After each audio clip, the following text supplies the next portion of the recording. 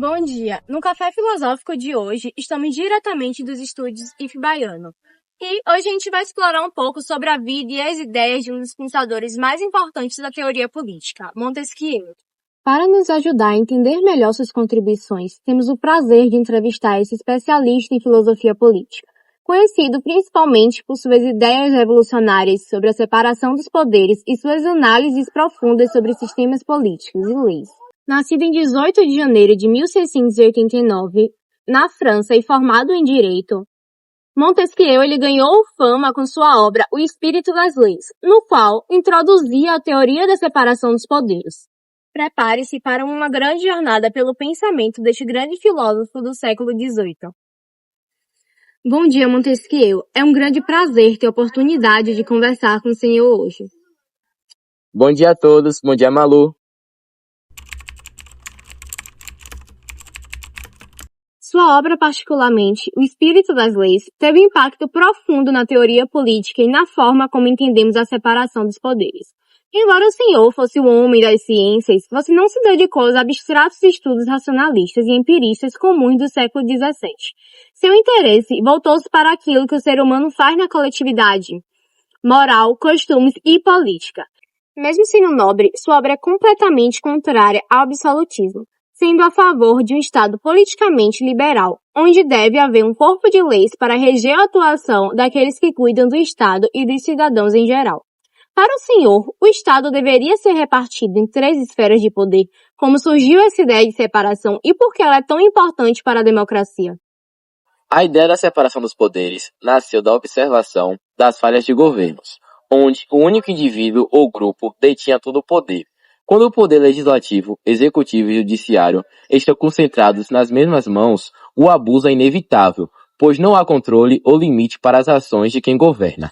Ao separar esses poderes, cada um com funções distintas e independentes, cria-se um sistema de pesos e contrapesos que previne o despotismo e protege a liberdade dos cidadãos.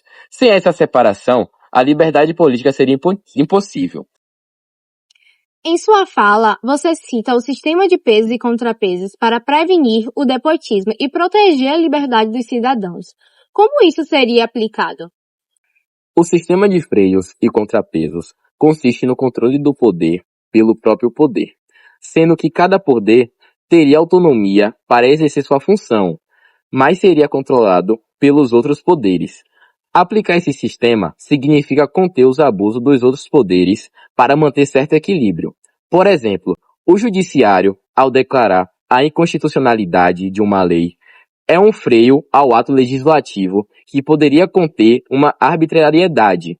E, ao ponto que o contrapeso é que todos os poderes possuem funções distintas, fazendo assim com que não haja uma hierarquia entre eles, tornando os poderes harmônicos e independentes. A liberdade está em fazer tudo o que as leis permitem, e a liberdade política só se acha presente nos governos moderados.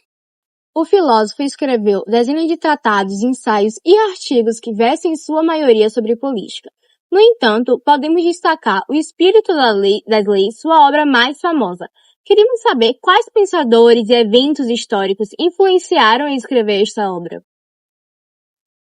Ela foi influenciada por diversos fatores. Estudei a Constituição da Inglaterra, que me pareceu um exemplo brilhante de equilíbrio entre os poderes. A leitura dos filósofos clássicos, como Aristóteles e Cícero, também foi fundamental, assim como as tragédias da história, onde o poder absoluto levou à tirania e à opressão.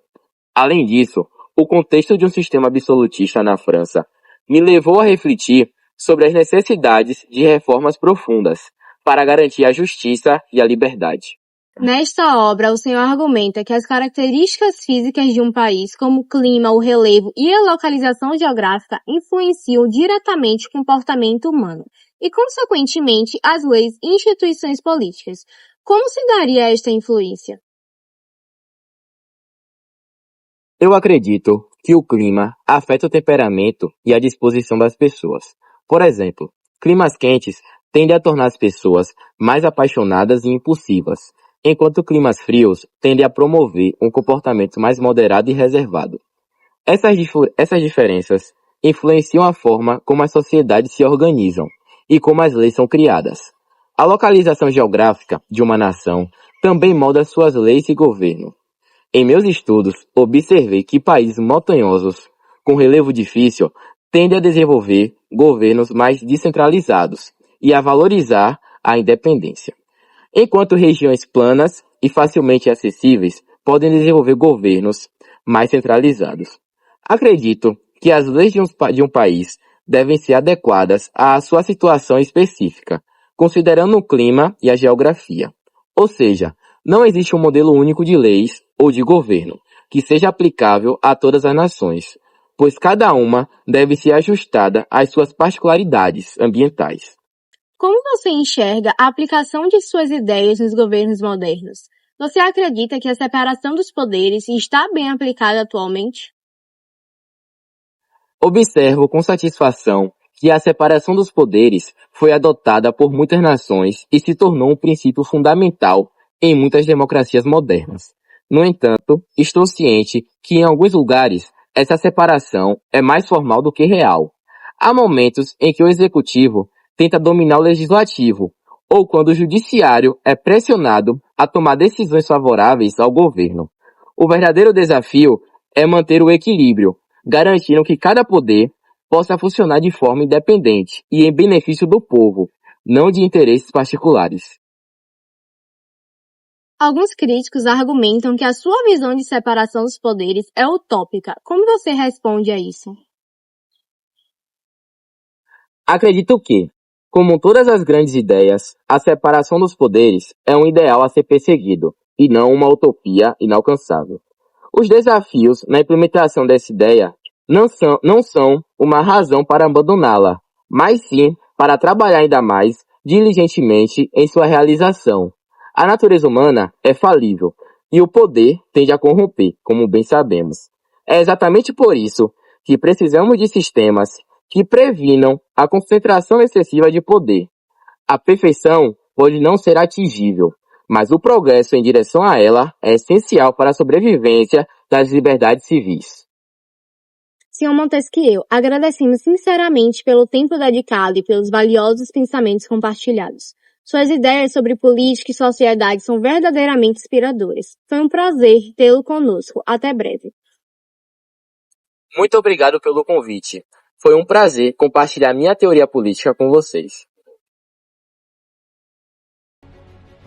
O Café Filosófico de hoje fica por aqui. Agradecemos pela sua audiência. Até amanhã.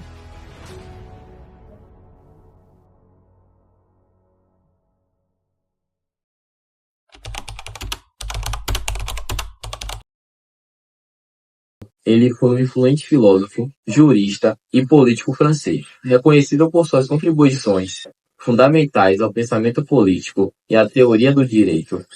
Ele nasceu em uma família de nobres. Montesquieu foi educado em direito e sua carreira começou como magistrado, mas foi na filosofia política que ele deixou sua marca mais duradoura.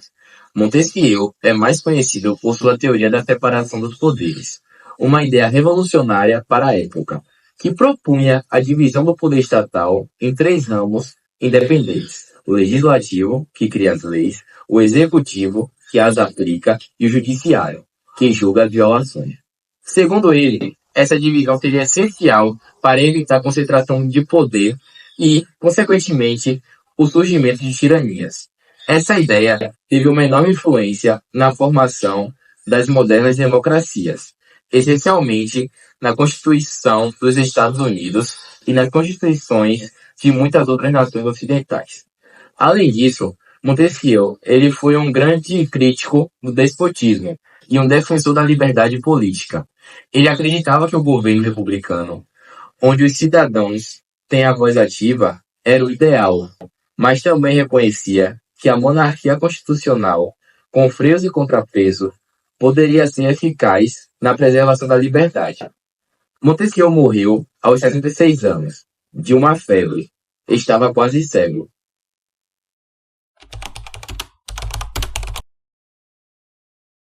Já. Virante. Em sua fala, você sinta... Prepare-se. Política seria impossível. Montesquiel.